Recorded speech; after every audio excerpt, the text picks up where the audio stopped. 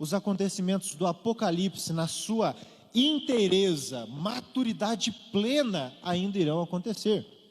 E o Apocalipse também é uma carta, e sendo uma carta, falava com pessoas daquela época, com pessoas daquelas regiões, dessas 7 igrejas, e por isso também tem um cumprimento ou um sentido do texto para o povo daquela época. Por isso o livro do Apocalipse é um livro muito desafiador da gente interpretar. Tem uma série de desafios, mas ainda assim é um livro da palavra de Deus, e como o próprio João fala, alguns versículos antes dos que nós lemos, bem-aventurado aquele que lê e guarda as palavras dessa profecia. Se nós lemos o Apocalipse, se nós entendemos o Apocalipse, se nós retemos aquilo que o Senhor quer falar com a gente, nós somos bem-aventurados.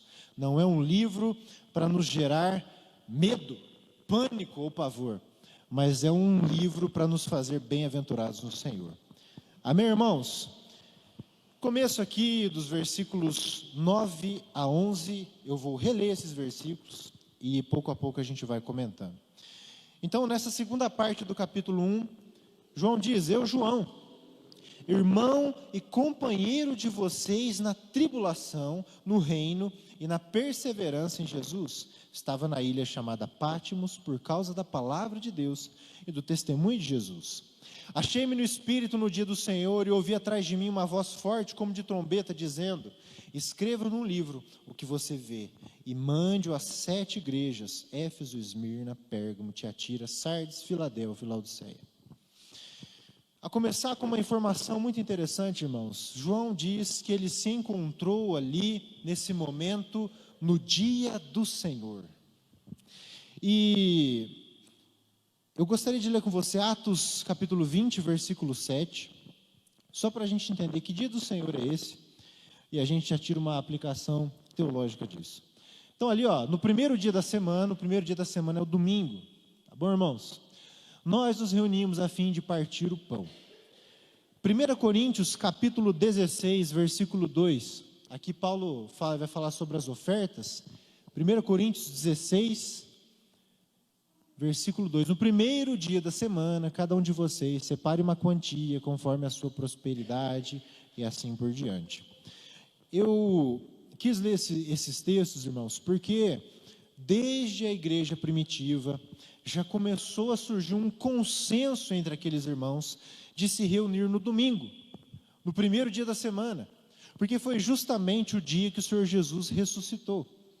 E isso é importante porque é um dos muitos fatores e argumentos do porquê nós não consideramos o sábado como o dia do Senhor.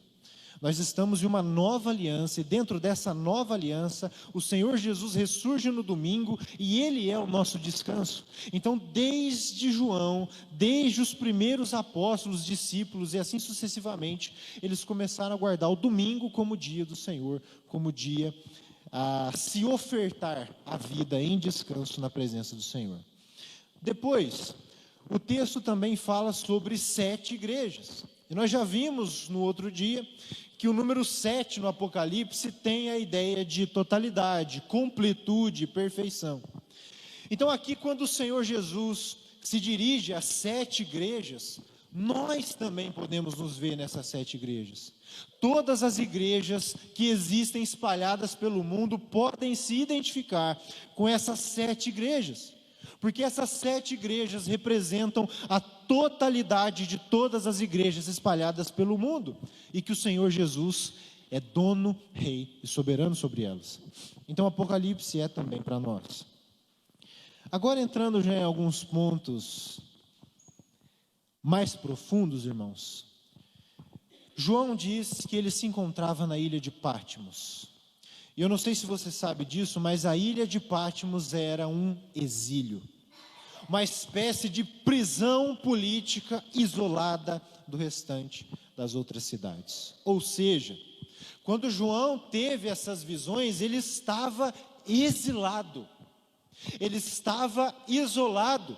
talvez não totalmente, mas principalmente dos seus amigos, familiares e daqueles com quem ele compartilhava a sua vida, principalmente em Éfeso, que era o lugar do ministério do apóstolo João. Então, o apóstolo João, o título mais alto que a gente pode ter, o título mais elevado que a gente pode observar na palavra de Deus, ele não estava enriquecendo, ele não estava juntando um monte de dinheiro, de casa, e falando um monte de asneira para o pessoal. O título mais elevado, que era o título de apóstolo, não estava acumulando várias honrarias para si, mas ele estava sofrendo por causa da palavra de Deus.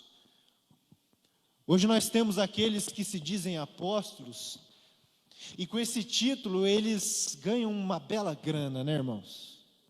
Eu nem vou mencionar pelo nome aqui, mas parece que hoje uma certa ala do evangelicalismo, quanto maior o seu título, mais você ganha, mais você é honrado, mais você recebe glória para si, quando a palavra de Deus nos apresenta justamente o contrário. Aquele que possui o título mais elevado é aquele que mais serve e é aquele que mais sofre. O maior no reino é o menor entre os seus irmãos. Não tem como uma pessoa, além de todas as dificuldades teológicas, da pessoa se afirmar como apóstolo, ainda assim, ela diz, não, eu sou apóstolo, eu sou bispo, eu sou patriarca, eu sou arcanjo, eu sou semideus, e quanto maior o título, parece que essa pessoa mais ganha, e mais quer coisas para si, mas de acordo com a palavra de Deus, irmãos, o maior é o que mais sofre, o que mais serve, o que mais padece pela palavra de Deus. Por isso, se você quer ser grande no reino de Deus, se prepare para encontrar oposição, se prepare para ser odiado, se prepare para ser perseguido, não pelos seus pecados, não perseguido pelas suas mazelas, não perseguido por um mau comportamento, mas perseguido pelo simples fato de anunciar a palavra de Deus. Essa era a realidade do apóstolo João. Porque quando nós somos crentes, irmãos, e nós não fechamos a nossa boca no lugar que a gente está, seja no trabalho, na escola, na família, quando nós pregamos, eventualmente nós encontramos oposição, e os apóstolos viveram essa oposição até as últimas consequências. E aí fica a pergunta para nós, o quanto a gente está disposto a perder por amor a Cristo, e por amor à sua palavra. João se encontrava exilado, preso, fora os outros trabalhos ali que ele sofreu, que ele teve. A tradição diz que ele inclusive foi fervido no óleo quente, irmãos. Eles eram torturados, eles eram perseguidos. Então, quanto maior for um filho de Deus, um servo de Deus, ele mais servirá, mais sofrerá e mais será fiel à palavra de Deus. Mas também, irmãos, veja, enquanto ele estava exilado, e aí eu vi um pregador fazendo até uma comparação com o filme do Náufrago. Quem é que assistiu o Náufrago? Vocês lembram, né, irmãos? Me ajuda aí. Eu não estou tão velho assim, irmão, pelo amor de Deus. Vocês lembram, né? Que a bola de futebol, lá, ele chama ela de Wilson, depois ele perde ela, ele fica berrando, Wilson. A cena clássica, né? Imagina o desespero daquele cara, de ficar sozinho e ao ponto de ficar tão desesperado e querer companhia de alguém que ele fez amizade com uma bola. Wilson, famoso Wilson.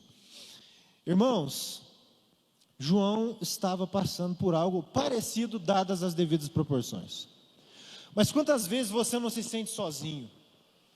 Quem aqui já se sentiu sozinho? Eu já me senti sozinho, irmãos.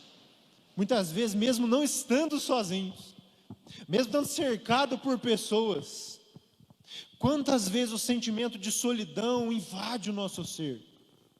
Quantas vezes a gente não se sente exilado em um lugar em que nós estamos sofrendo, em um lugar em que nós estamos sozinhos, e muitas vezes nós nos encontramos nos nossos próprios exílios, mas é nesse lugar que Jesus escolheu se revelar a João e dar uma das maiores experiências da sua vida para ele. É muitas vezes no exílio da alma, é muitas vezes no sofrimento que Jesus nos dá as experiências mais gloriosas com Ele, irmãos. Por isso, Patmos, essa ilha, o exílio da nossa vida não é um lugar para a gente sair correndo a qualquer custo. Os desertos da nossa vida não são lugares ou momentos para a gente se desesperar, se descabelar e querer sair deles a qualquer custo. Mas são lugares em que nós podemos ver a bondosa mão do Senhor sobre as nossas vidas. São lugares em que os nossos olhos podem contemplar a glória de Deus, como aconteceu com João, nesse lugar terrível, tenebroso e isolado que era a ilha de Patmos. Por isso nós podemos aprender logo de cara que nós não devemos subestimar os nossos exílios e nós não devemos diminuir ou detestar os nossos desertos. São lugares de manifestação da presença, da bondade, da graça do Senhor, irmãos. Prosseguindo com o texto,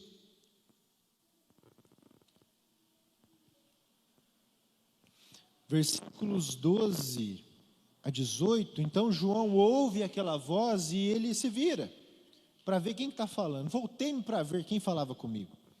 E ao me voltar, vi 7 candelabros de ouro, e no meio dos candelabros, um semelhante a um filho de homem, com vestes talares e cingido à altura do peito, com um cinto de ouro. A cabeça e os cabelos dele eram brancos como alva lã, como neve. Os olhos eram como chama de fogo, os seus pés eram semelhantes ao bronze polido, como que refinado numa fornalha. A voz era como o som de muitas águas.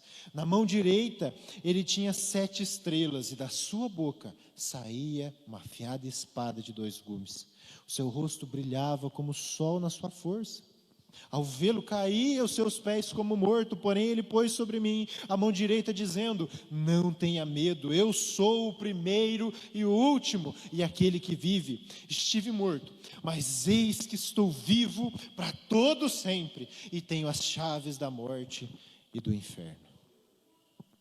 Que experiência, irmãos, ver o Senhor Jesus dessa forma, claro que simbólica, mas tão esplêndida e gloriosa.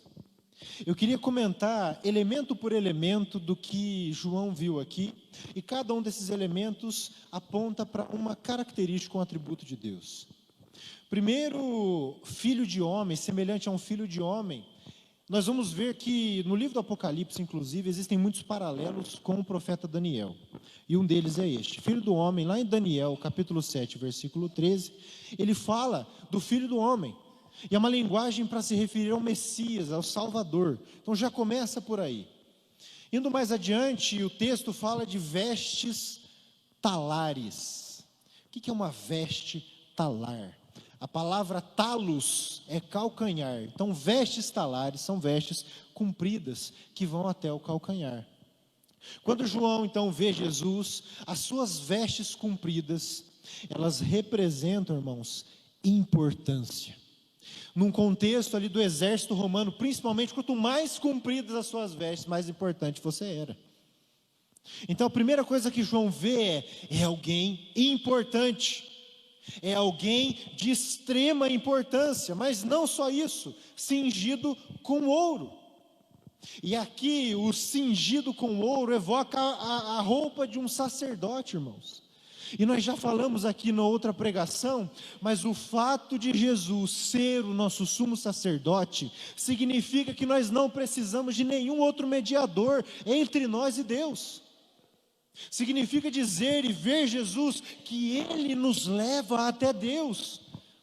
Você não precisa passar por um ser, uma entidade e assim sucessivamente até chegar a Deus. E você também não precisa que alguém leve você até Deus, porque se não passar pelo apóstolo eu não chego até Deus, porque é o patriarca lá que vai ter uma revelação. Não, irmãos, o caminho está aberto. E Jesus é o nosso sacerdote. Ele está vestido com vestes sacerdotais, cingido com ouro. E ele também tem cabelos brancos. Eu gostaria que o irmão colocasse Daniel capítulo 7, versículo 9 para nós, porque esse paralelo é muito interessante. Aqui os cabelos brancos vão falar sobre a eternidade, irmãos. Continuei olhando até que foram postos os tronos e o ancião de dias se assentou. Sua roupa era branca como a neve e os cabelos da cabeça eram como a lã pura.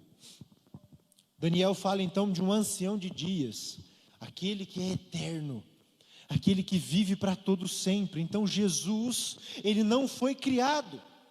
Ao contrário do que muitas seitas dizem, que Jesus foi criado, que Jesus foi criado por Deus, ou passou a existir, ou é um Deus em menor escala, aqui não.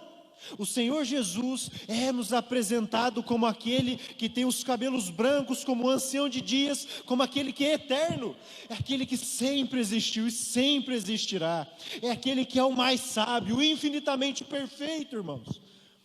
Esse é o nosso Deus, Ele é eterno. E nesse sentido da eternidade, eu queria fazer apenas um link com a questão da sabedoria. Eu não sei se os meninos que estão na escola, na faculdade, já se sentiram intimidados por ateus que sabiam mais do que vocês, por pessoas de outra religião que muitas vezes colocavam você e colocavam argumentos para você. Muitas pessoas chegam para mim e falam assim: João, ó, me falaram isso, é verdade e tal.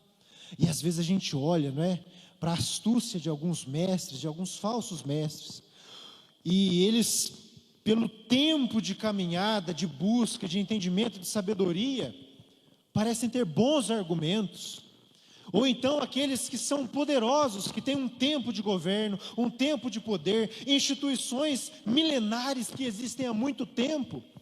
Ou então o próprio Satanás, que é um inimigo formidável para nós, um inimigo muito mais antigo do que nós. Mas nós servimos a um Deus que é eterno, Ele é antes de tudo, Ele é antes da criação, Ele fez todas as coisas. Nenhum cientista, nenhum falso profeta, nenhum demônio é tão sábio, poderoso, eterno como é o nosso Deus. Por isso nós podemos descansar na certeza de que Ele é desde sempre, na eternidade passada, na eternidade futura, Ele não deixará de ser. Ele é infinitamente sábio, Ele criou todas as coisas do nada, e não há nenhuma mente, nenhum ser, nada que possa competir contra o nosso Deus, porque Ele existe desde sempre, e criou todas as outras coisas, todo o resto é criação, só Ele é eterno. O texto também diz, olhos de fogo, e aqui nós podemos perceber a onisciência de Deus e a sua ira em relação ao pecado. Geralmente quando a gente peca, irmãos, é porque a gente esquece que Deus está ali. Não sei se você já teve essa experiência. Você não conheço, irmãos, pelo menos nunca aconteceu comigo. Em um momento de pecado, eu estar ali, convicto de que Deus era presente, de que Deus me observava, de que Deus estava ali. Parece que quando a gente peca, a gente acha que a gente está sozinho, a gente acha que a gente não está sendo observado, a gente acha que dá para enganar o pastor Ademar, né, pastor? Porque o pastor não vê. O seu pai, sua mãe, talvez não veja também. O professor da escola talvez não veja você colando na prova. Meu Deus, não entrega assim, Gui, pelo amor de Deus. Olha, abaixou a cabeça já. Eu já colei, irmãos. E eu pedi perdão para Deus depois. Geralmente é um momento em que a gente faz as escondidas, porque a gente acha que dá para se esconder. Talvez o seu professor, talvez o seu marido, da sua esposa, talvez do pastor, talvez do líder de jovens, talvez você esconda, talvez eu esconda. Mas diante de Deus, irmãos, nada passa batido. Porque Ele é aquele que tem os olhos de fogo. Ele não só vê o que nós fazemos, mas Ele vê o que nós pensamos. e Ele sonda o nosso coração e discerne coisas que muitas vezes nem nós mesmos percebemos. Quantas vezes, inclusive, irmãos, a gente se engana, a gente conta uma mentira tão bem contada que até a gente acredita. A gente cria situações para o pecado que até a gente acha que não tinha jeito. Eu não tinha o que fazer, tive que pecar, tive que mentir, Mas o Senhor tem olhos de fogo, e Ele vê todas as coisas, e Ele sabe todas as coisas, e Ele não vê como alguém dócil, complacente com o pecado, mas como alguém que irá punir o pecado. Por isso os olhos de fogo. Ele te vê quando você está sozinho, Ele te vê quando você está se escondendo, Ele nos vê em cada momento, não tem como fugir da presença de Deus. Por isso o entendimento de que Deus vê todas as coisas é extremamente necessário para nos ajudar na nossa batalha contra o pecado. Nós iremos prestar contas ao Senhor, nós não escondemos as coisas de Deus. Deus, inclusive, não apenas pelo medo, irmãos, mas a palavra diz que Ele também se entristece com o nosso pecado. A gente não tem que apenas ter medo, nós temos que amar o Senhor e detestar tudo aquilo que entristece o Deus que sangrou por nós na cruz. Não é uma tirania com medo, é uma resposta em amor. Ele vê. E o mais impressionante é que mesmo vendo e mesmo sabendo do seu pecado de amanhã, Ele ainda assim se entregou por você numa cruz. Impressionante amor do Senhor. Depois o texto fala de pés de bronze, como refinados pelo fogo. Ali fala da pureza de Deus, da sua santidade, inclusive da sua pureza para julgar todas as coisas. Deus não julga as coisas com parcialidade, irmãos. Deus não vai ser injusto com a gente, não existe esse perigo. Deus é puro e reto, e todos os seus decretos são justos. Não tem nada que Deus diga que é desonesto, que é injusto. Tudo que Deus faz é justo, é puro, é refinado. O texto também fala de voz de muitas águas, e aqui eu gostaria que o irmão abrisse para mim, por gentileza, o profeta Ezequiel, capítulo 1, versículo 24.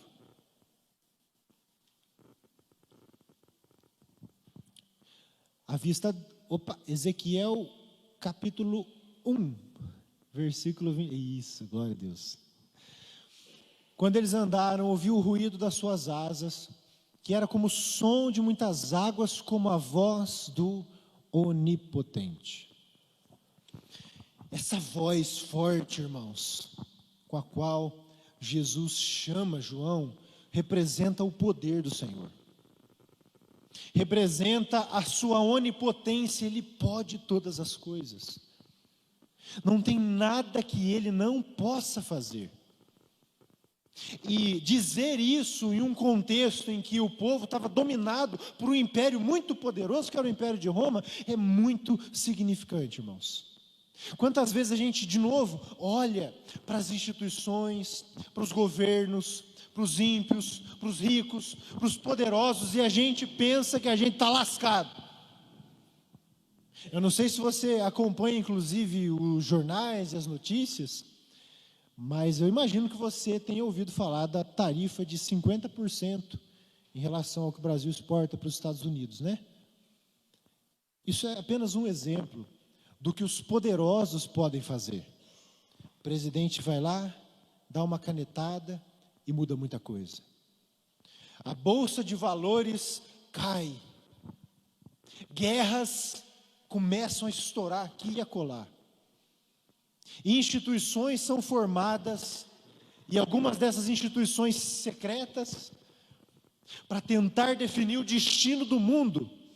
O ser humano tenta, desde a queda, ser poderoso, ter nome, construir alguma coisa. Mas a verdade é que mesmo diante desse império poderoso que era Roma, Deus se revela como aquele único que é onipotente, o único que pode todas as coisas. Ele é o único que tem o poder, genuinamente falando, irmãos. Os outros têm um certo poder, porque Deus os constituiu como autoridades. Toda autoridade é constituída pelo Senhor. Se elas vão ser boas ou ruins, depende da responsabilidade de cada uma delas. Mas não existe nenhuma autoridade que não seja constituída por Deus. Ele coloca e Ele tira. Roma era muito poderosa, mas cadê Roma hoje? O império desapareceu. Então não se espante com o poder de certos políticos, de governantes, de grandes mestres, de grandes instituições. Eles têm um poder que só é permitido por Deus. A partir do momento que Deus fala assim, chega, acabou. Ele é aquele que tem a voz forte, e quando Ele fala, tudo estremece, irmãos, e não há nada que resista ao poder da sua palavra e da sua voz. Esse é o nosso Deus.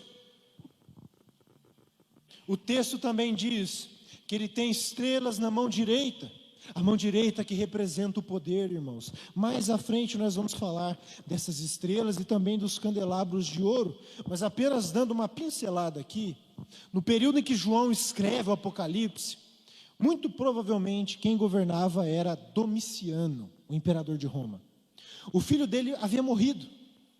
E para declarar que o filho dele não reinaria na terra, mas o filho de Domiciano reinaria com os deuses, eles cunharam várias moedas com um filho ali, como se fosse um Zeus, como se o filho dele fosse o próprio Zeus, brincando com as estrelas. As estrelas traziam essa figura de autoridade. Então o que Domiciano, como imperador da época, queria dizer, olha, meu filho não está governando na terra, mas o meu filho governa nos céus, com os deuses. Lé do engano, não é, irmãos? Que grande contraste. Somente o Senhor Jesus governa com a sua mão direita toda e qualquer autoridade existente. Não é Roma, não são os heróis da cultura, mas apenas o Senhor é quem governa e detém todo o poder na sua destra. E Ele também diz que tem o rosto como o sol. E aqui, irmãos, nós podemos entender várias coisas. Inclusive os teólogos, os intérpretes divergem muito sobre a questão do sol aqui. Mas nós podemos lembrar de duas coisas. A primeira delas é a questão da iluminação. O Evangelho de João, ele diz que Jesus é a luz do mundo. O mundo está procurando ser iluminado. O mundo está procurando um norte, o mundo está procurando algo a seguir, o mundo está procurando uma diretriz, o mundo está escutando vários coachings, mas quem é a luz do mundo é Jesus Cristo. O seu rosto brilha como o sol, Ele ilumina todas as coisas, irmãos. Ele é a luz que nós precisamos. E também não só isso, essa luz como o sol remete à glória de Deus. Com certeza você se lembra de Moisés, quando ele sobe ao monte e ele vê Deus mais ou menos, mas ele ouve a voz de Deus, tem uma experiência com Deus, e ele desce com o rosto brilhando, e aquele brilho no seu rosto era um brilho da glória de Deus. Mas aqui nós temos aquele que não apenas tem um brilho, como a lua carrega o brilho do sol, mas é aquele que é o próprio sol, aquele que é detentor de toda a glória, irmãos. É aquele que nós vamos nos encontrar na eternidade, e a glória de Deus vai brilhar sobre todos nós, e nós seremos transformados como Ele é. Uma experiência muito mais poderosa do que a que Moisés teve no monte. Nós veremos aquele que tem um rosto que brilha como o sol da justiça, irmão. E depois a espada na sua boca. Irmão, abre para mim por favor Hebreus capítulo 4, versículos 12 e 13. Hebreus capítulo 4, versos 12 e 13. Porque a palavra de Deus é viva e eficaz, e mais cortante do que qualquer espada de dois gumes, e penetra até o ponto de dividir alma e espírito, juntas e medulas, e é apta para julgar os pensamentos e propósitos do coração. Versículo 13. E não há criatura que não seja manifesta na sua presença. Pelo contrário, todas as coisas estão descobertas e expostas aos olhos daquele a quem temos de prestar contas.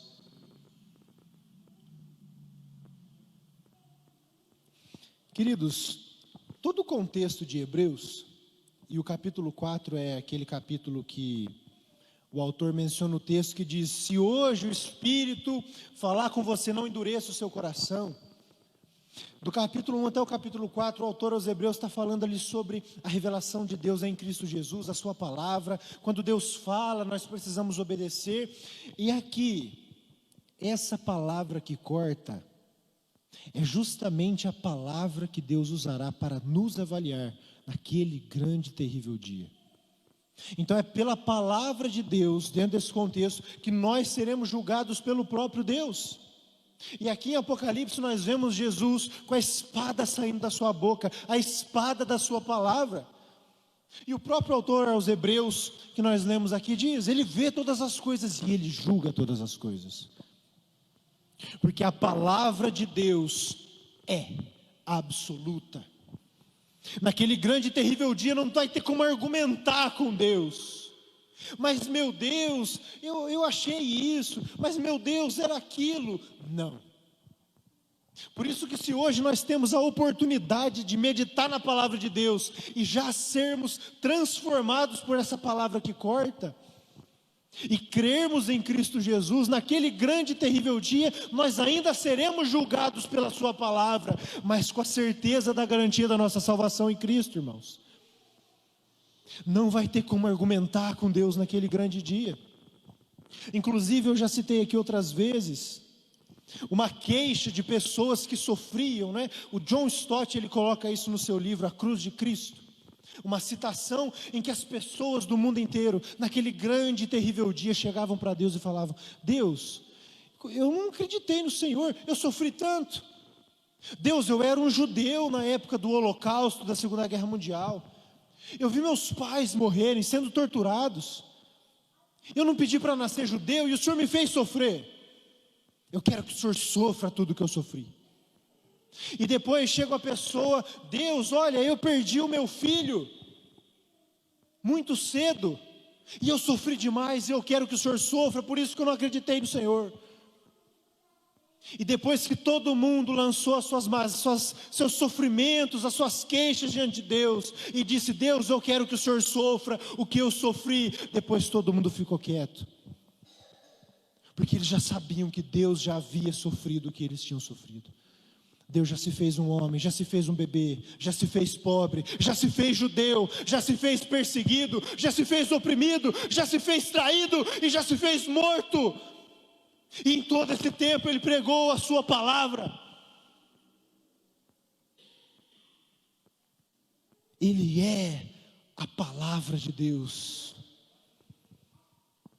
E não há argumento, irmãos, porque a palavra de Deus é absoluta. Hoje o que nós falamos para muitas pessoas, a gente dá muita desculpa em relação às nossas falhas e erros, mas com Deus não tem essa. Não tem justificativa para o pecado, porque a palavra de Deus é absoluta e é com ela que Ele nos julgará. Depois, irmãos, o apóstolo João, depois que ele viu tudo isso, ele viu essa cena, a figura de Cristo de maneira gloriosa, o que acontece com ele? Ele cai no chão. E aqui eu queria comentar duas coisas. Aqui a gente não tem costume de ficar caindo no chão, né, pastor?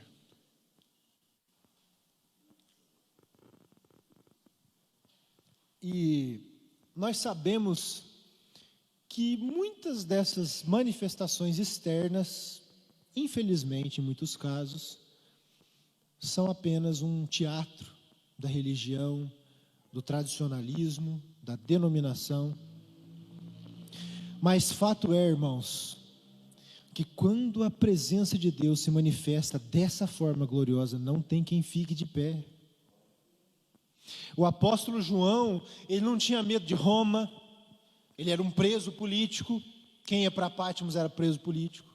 Ele não tinha medo do imperador, ele não tinha medo da tortura, ele não tinha medo de nada, ele não se prostrou para nada dessas coisas, mas quando ele vê o Senhor Jesus no seu poder pleno, ele cai. Irmãos, se um dia a presença de Deus se manifestar de tal maneira que você cair, não se envergonhe. Não é a primeira vez e nem a última que isso aconteceu na palavra, desde que não seja sensacionalismo, porque de novo, irmãos, diante da presença e da glória de Deus, os nossos joelhos parece que eles já vão automaticamente, eles já se dobram ao chão, a gente não consegue ficar de pé. É tão maravilhoso, tão extraordinário. E João cai ao chão. Mas então o Senhor Jesus o consola, coloca a sua mão direita no seu ombro. Irmãos, isso é muito poderoso. Quantos queriam ver Deus? O próprio Moisés pediu para ver Deus. Mas se alguém visse Deus, morreria. E aqui João vê Deus. Mas por causa da graça e da misericórdia de Deus, ele não morre. Ele não é fulminado, ele não é destruído, e isso é apenas um gostinho da experiência que nós teremos quando o Senhor Jesus voltar. Enfim, nós poderemos ver Deus. Hoje nós falamos e até cantamos que Ele é invisível, mas real. Nós não vemos, mas vai chegar o dia que nós o veremos, irmãos. E essa visão é muito interessante porque João, ele viu a crucificação de Jesus. João estava ao lado de Maria, inclusive, na crucificação de Jesus. E certa vez eu vi o Hernandes Dias Lopes, se não me engano, falar do contraste da visão que João teve. Lá na crucificação, João viu Jesus com a coroa de espinhos e o seu cabelo todo sujo de sangue.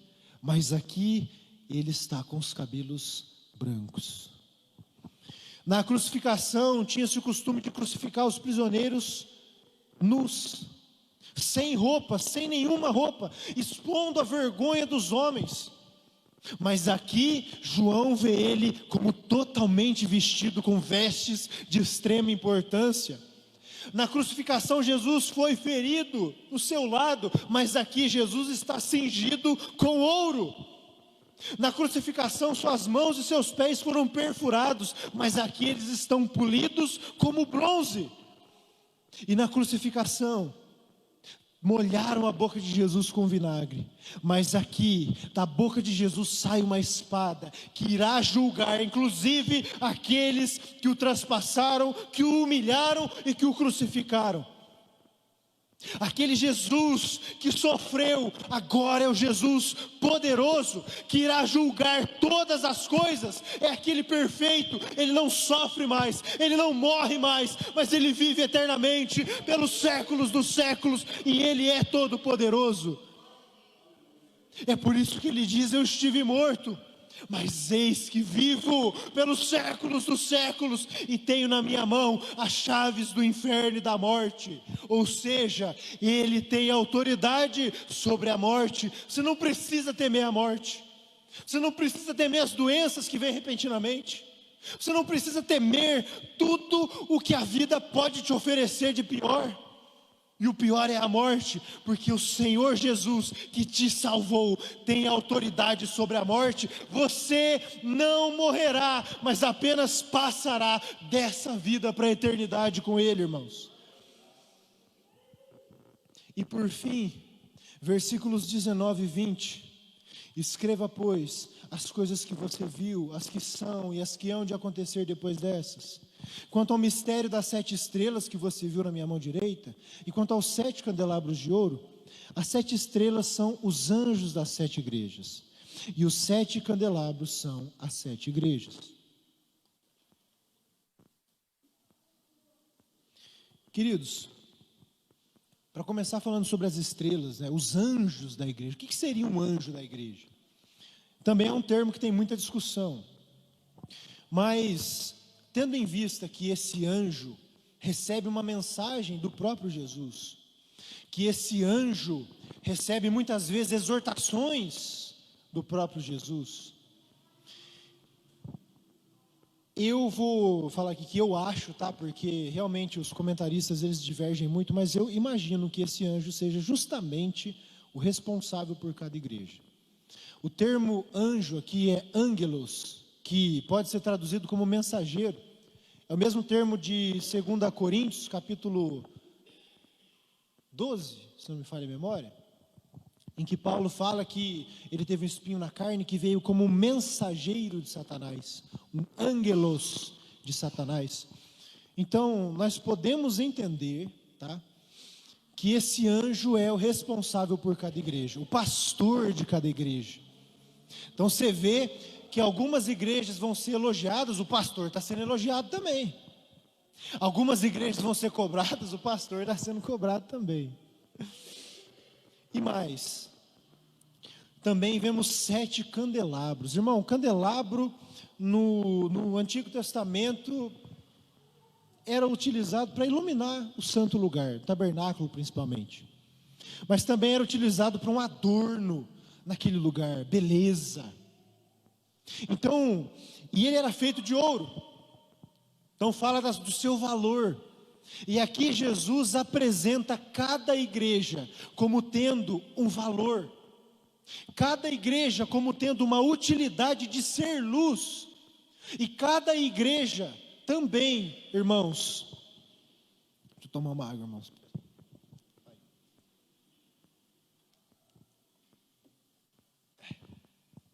como contendo beleza, utilidade, irmãos, e valor. E isso é muito importante a gente entender, porque é a forma como o Senhor nos vê. Quando a gente diz que a gente tem um valor, a gente também não pode ficar muito metido, né, irmãos? Porque o valor que nós temos é conferido pelo próprio Deus. A dignidade que o ser humano possui e só é porque nós somos criados à imagem e semelhança dele. E não apenas isso, mas o valor pelo qual nós somos comprados é o próprio sangue e, portanto, a vida de Jesus. Então o Senhor Jesus, quando olha para essas igrejas, as vê como candelabros de ouro, ou seja, elas possuem um valor.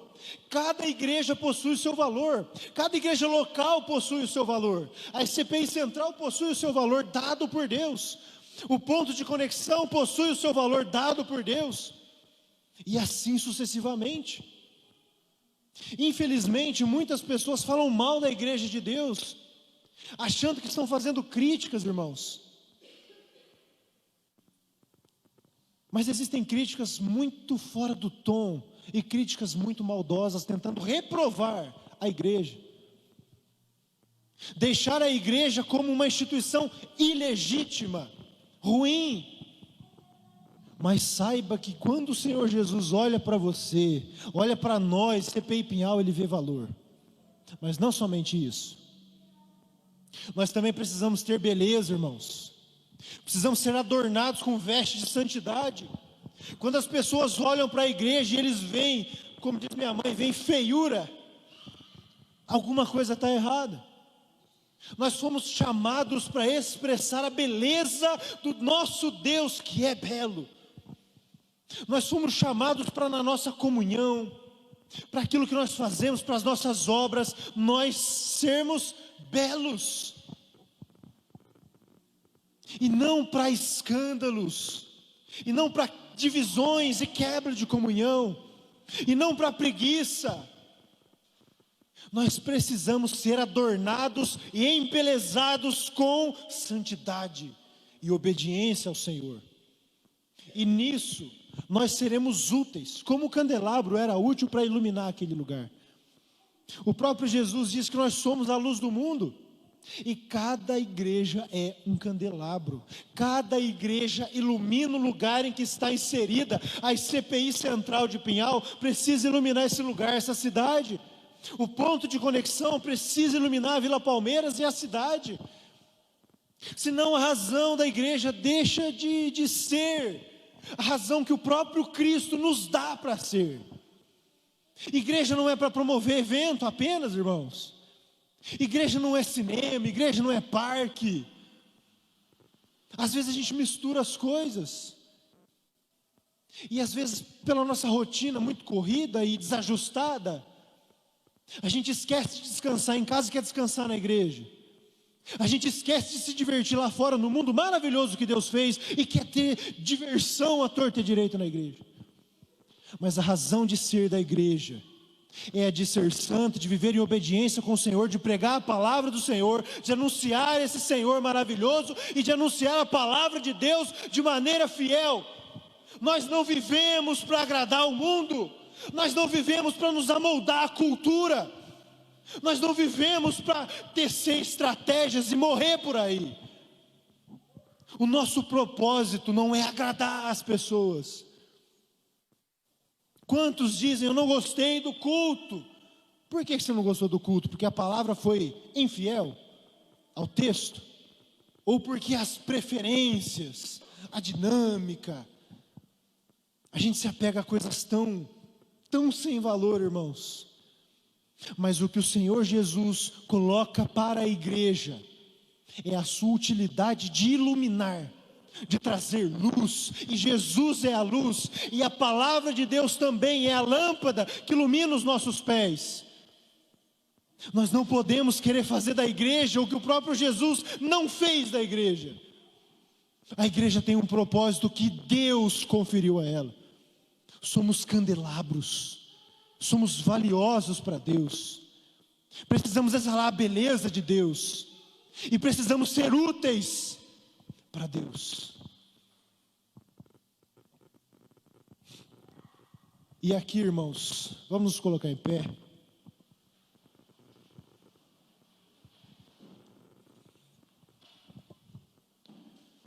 Nós, como igreja do Senhor, irmãos, não estamos desamparados. Ali no versículos 12 e 13, quando João está falando da igreja, da visão dele, Jesus é aquele que está no meio dos 7 candelabros de ouro, ou seja, Jesus está no meio de cada igreja dele, cada uma delas, irmãos.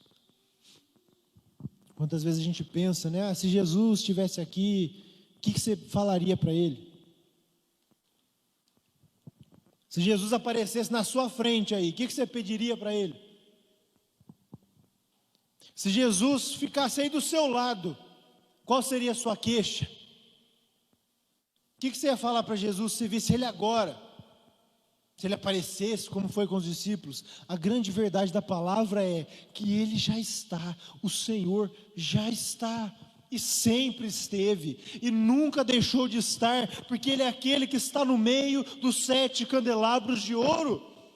Nós não temos um Deus que nos abandonou, por mais que muitas vezes nós sintamos que fomos abandonados pelo Senhor. Nós não fomos. Você não foi abandonado por Jesus. Jesus não esqueceu você. Jesus não esqueceu da sua dor, do seu problema, do seu pedido. O Senhor se faz presente, irmãos. E o nosso Deus é Emanuel, Deus conosco. Deus conosco. Esse é o nosso Jesus, irmãos. Portanto, nesse primeiro capítulo do Apocalipse, nós vemos que o nosso Deus é majestoso, glorioso, grandioso. Ele tem um propósito para nós, Ele vê valor em nós, Ele nos ama, e Ele nos chama a cumprir a sua vontade, e Ele nos chama também a nos prepararmos para as coisas que vão acontecer. E Ele nos chama também a uma vida de obediência, de santidade. O livro do Apocalipse é um livro que nos traz vigor, ânimo, norte, orientação, consolo, porque nós sabemos que o Deus que nos ama é o Senhor aqui e agora, é um Senhor presente, o Senhor que se fez como um de nós, o Senhor que é como o Filho do homem, o Senhor que se fez homem, que entende a sua dor, que passou pela sua dor. Ele é todo poderoso, Ele pode mudar a sua sorte, e Ele promete fazer isso, se não aqui, na eternidade. Esse é o nosso Deus, irmãos, esse é o nosso Jesus, vitorioso e vencedor.